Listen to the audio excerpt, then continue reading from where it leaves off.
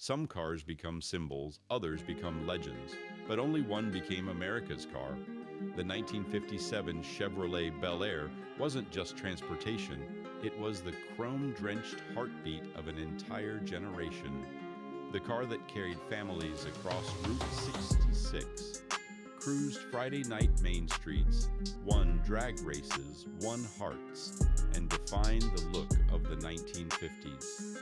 With its rocket fins, gold trim, rumbling V8, and unmistakable two-tone shine, the 57 Bel Air wasn't just stylish. It was the dream of post-war America on four wheels. Today, we'll dive into the design, the culture, the engineering, the numbers, and the emotional legacy behind the most beloved Chevrolet ever built.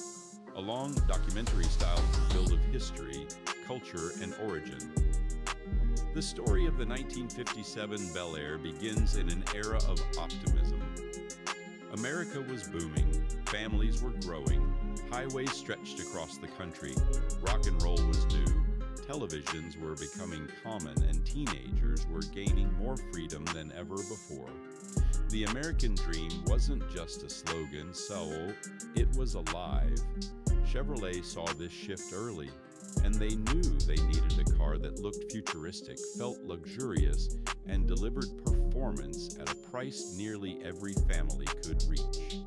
That mission created the Tri-5 Chevys, the 1955, 1956, and finally the legendary 1957 Bel Air. By 1957, the Tri-5 platform was already successful, but Chevrolet wanted its final year to be unforgettable. Designers sharpened the fins, added more chrome, reshaped the front bumper, and installed the now iconic gold anodized trim, available only on Bel Air top models. The result was unlike anything else on American streets. The 57 Bel Air instantly became a cultural force. It wasn't just a family car, it became the car teenagers wanted to drive, soldiers wanted when they returned home, and families wanted waiting in the driveway on Christmas morning. It was the car you saw in magazines, at soda shops, at drive-in theaters, and in the high school parking lot where everyone gathered before the Friday night football game. Kids memorized its tail fins. Fathers polished its chrome. Mothers loved its comfort. Everyone recognized its stance, its smile, its presence. Performance was a key part of its appeal. The introduction of the small block V8 had changed everything.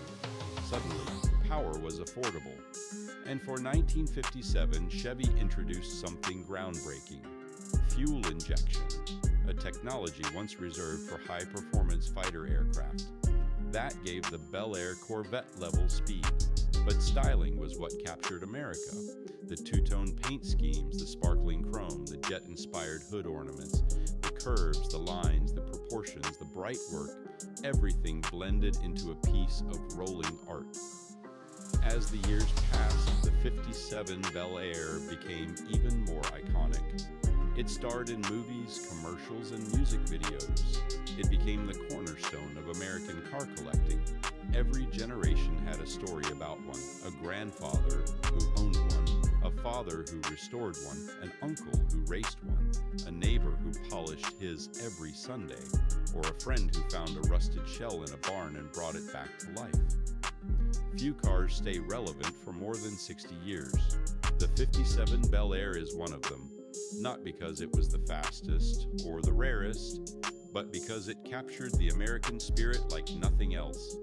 Hard specs, performance, production, collector statistics, engine options: 1957, 235 Sea Blue Flame, 1.6, 140 GP, 200 Sun, 65, CIV, 8, 162, 180 GP, 283, CIV, 8, 185 GP, 2-barrel, 220 GP, 4-barrel, 245 GP dual quad, 283 GP fuel-injected 1 HP per cubic inch. Groundbreaking transmissions: 3-speed manual overdrive, manual, turbo glide, automatic power glide, 2-speed automatic performance, 0-60 miles per hour, FI 283. Low 7 seconds quarter mile, high 15s. Top speed, approximately 120 mph curb weight. Approximately 400 pounds trim levels. 150, 210 Bel Air, flagship, gold trim, premium interior, most chrome body styles, 2-door hardtop 4-door sedan, sport coupe convertible nomad wagon, 4-door hardtop, rare today. Production, 1957. Total across all trims, 1.5 million plus Bel Air, approximately 700,000 units. Fuel-injected cars, extremely rare, 2% collector value. Today, solid drivers, $45,000, $75,000. Restored coupes, $90,000, $150,000. Convertibles, $150,000, $250,000. Verified factory fuel-injected cars, $250,000, $500, 000 plus show-level customs, $300,000, $600,000. Few classic cars have seen more consistent value growth. Nostalgia, Americana, memory, generational impact. The 1957 Bel Air isn't just steel and chrome, it's a memory machine, a time capsule of American optimism. It reminds people of drive-ins, jukeboxes, neon lights, and summer nights with the windows down and your favorite rock and roll station fading in and out. For older generations, the Bel Air brings back childhood, road trips with no AC but all the windows rolled down, family vacations with luggage tied to the roof, learning to drive on a long country road, watching your father shift through the gears with a quiet pride. For younger collectors, the Bel Air represents craftsmanship rarely seen today. Metal interiors, real chrome, thick steel panels, bold color choices, and design driven by imagination. A time before computers, before wind tunnels, before regulations limited creativity. People don't restore Bel Airs for speed. They restore them for connection, to history, to family, to a simpler time. When you sit inside one, the world slows down. The steering wheel is huge. The bench seat feels like a couch.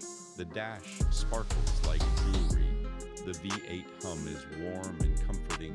You don't hurry anywhere in a Bel Air. You savor every mile, and that's why collectors are emotionally attached to them. The 57 Bel Air isn't just a classic car, it's America's sweetheart.